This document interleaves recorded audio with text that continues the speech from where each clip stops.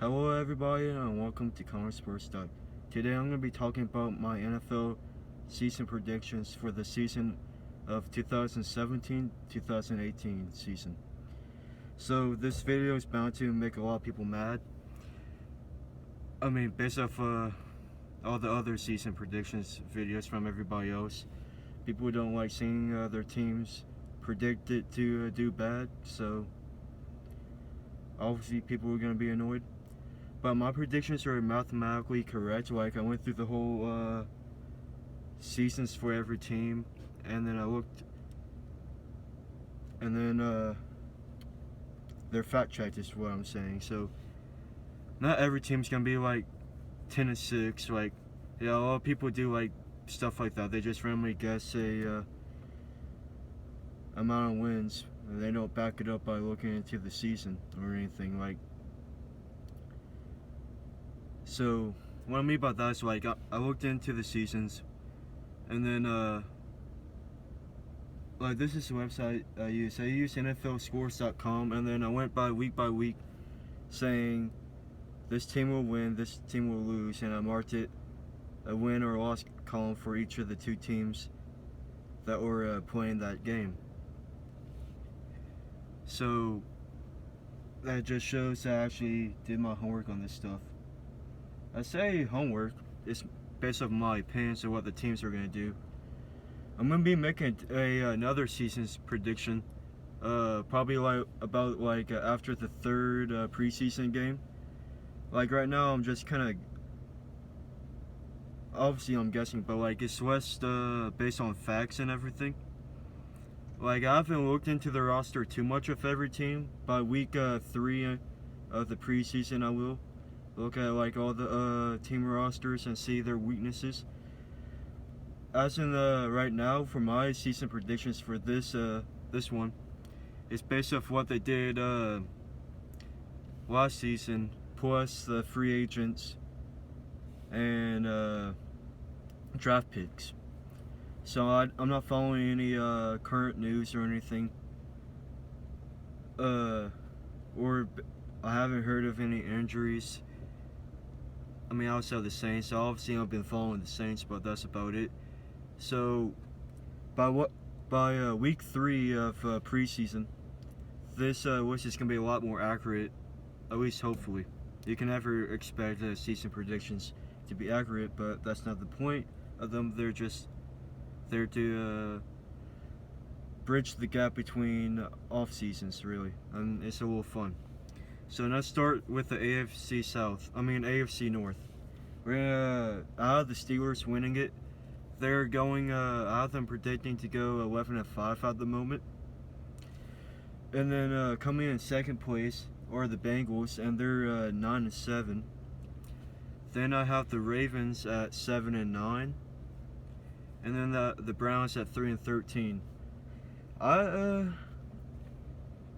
I can honestly see myself putting the Browns a little bit higher. Maybe get like, I still have them being at the bottom of the standings for the AFC North, but I can definitely see them winning 4 or 5 games.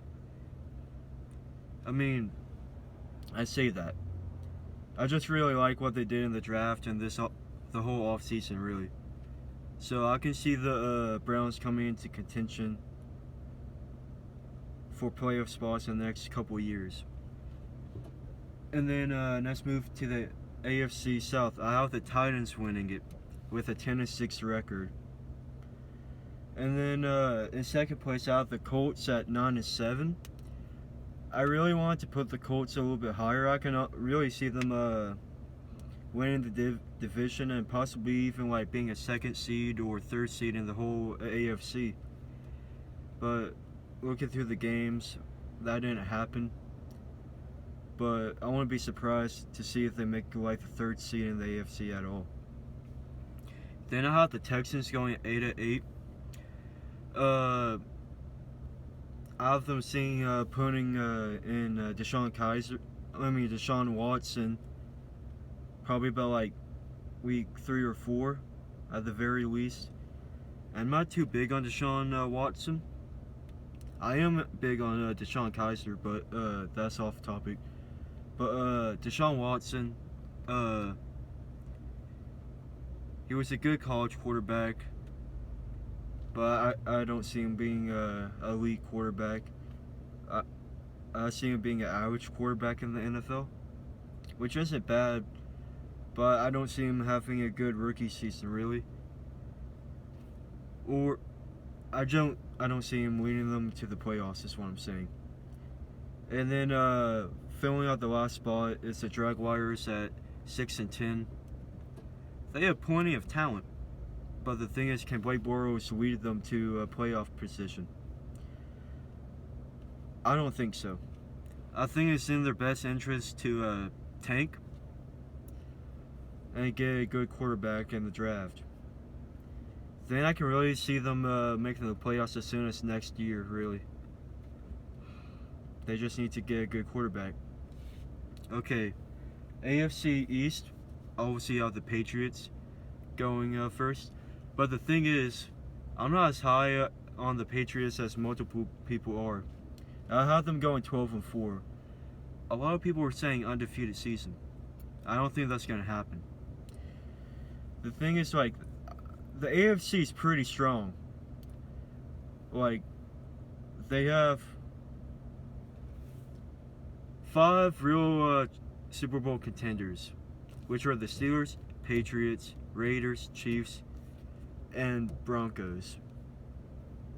Can't see any of the AFC South teams competing for a championship right now, but that's just me. So then we, at second place, we have the Dolphins at 8-8. I feel like they overachieved last season. I'm not saying that they're a bad team, but like I said before, I feel like the AFC is really strong, and they are playing stronger competition this season, so there's that. And then I have the Bills at 4-12. Similar to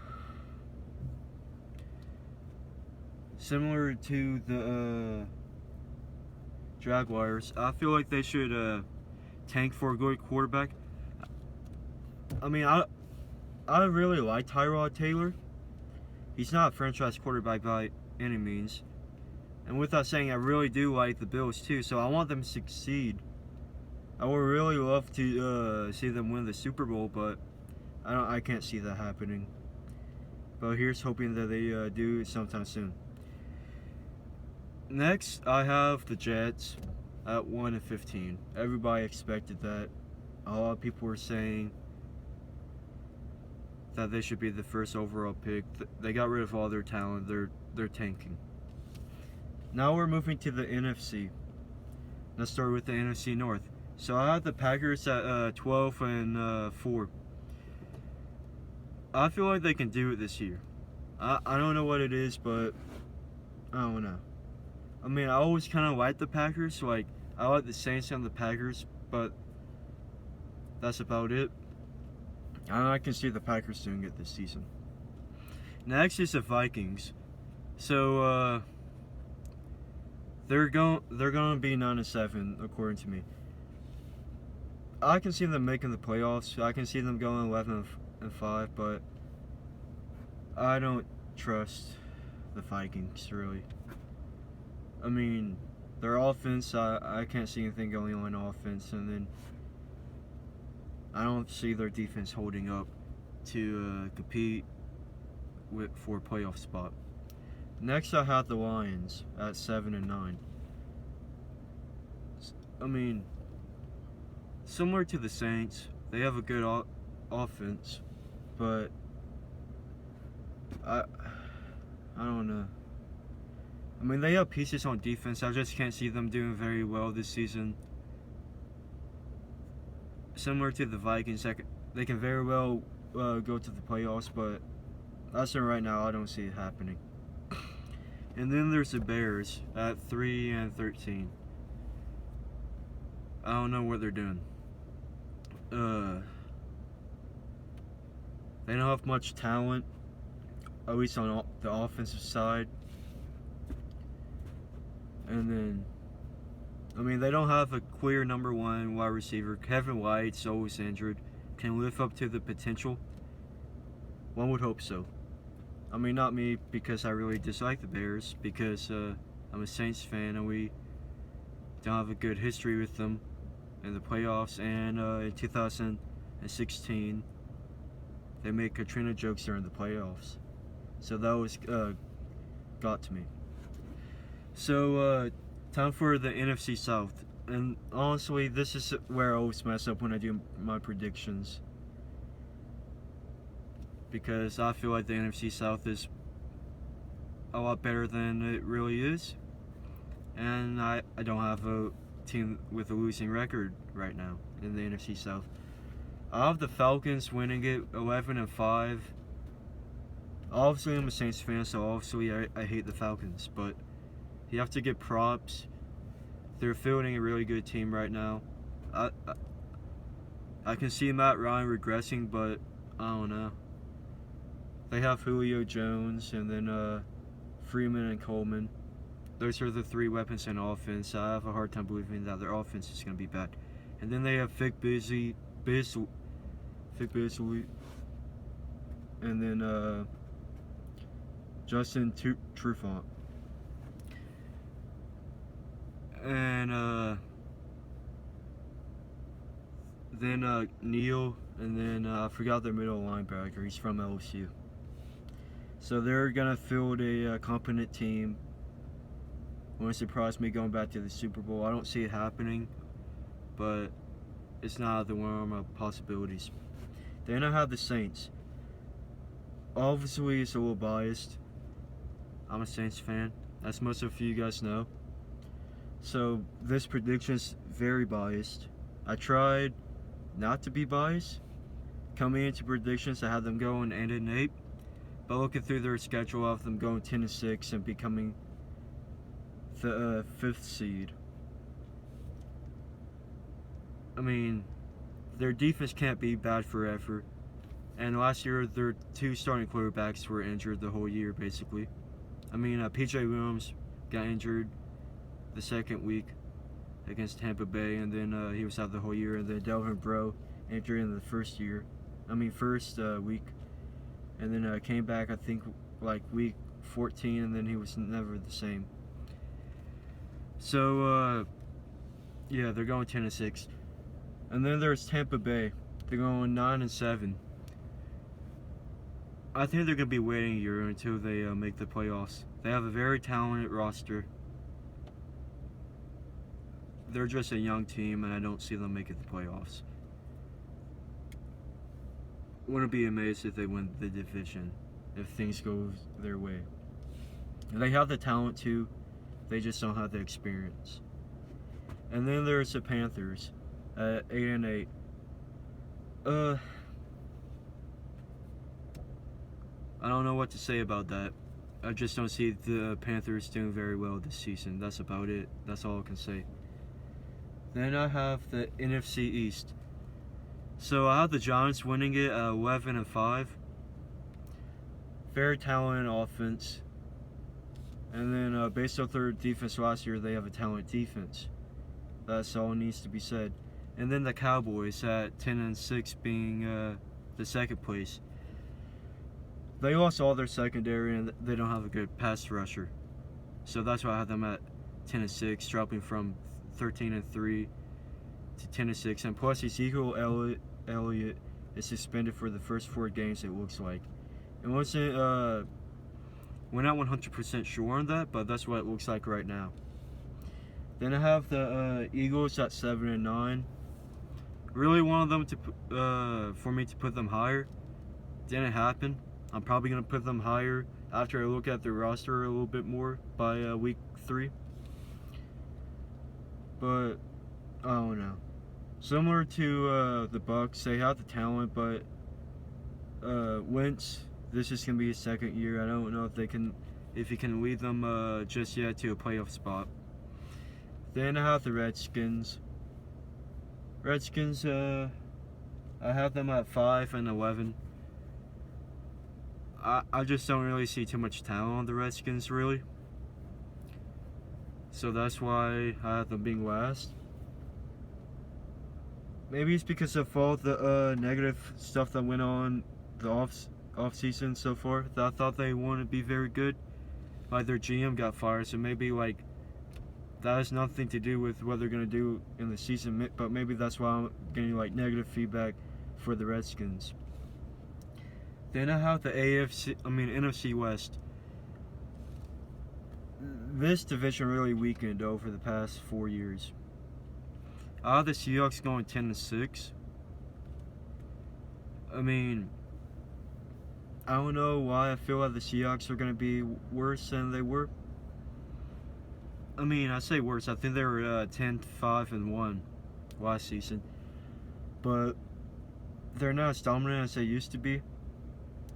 Maybe because their defense is a little aging. I mean, their secondary is aging. Their front seven is fine. But I don't know.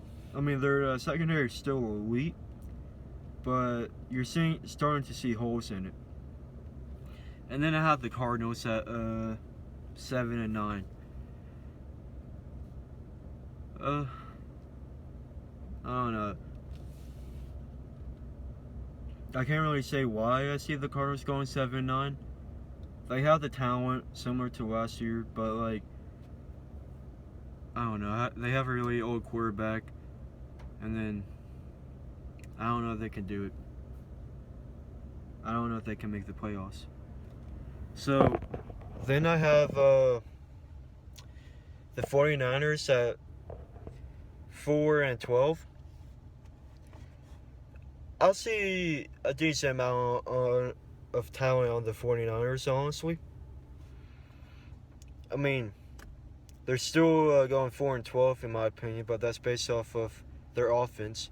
I see a lot of talent on the front seven, especially since they drafted off those defensive linemen. And then they still have good, aging linebackers. So their front seven's good. And then I have the Rams.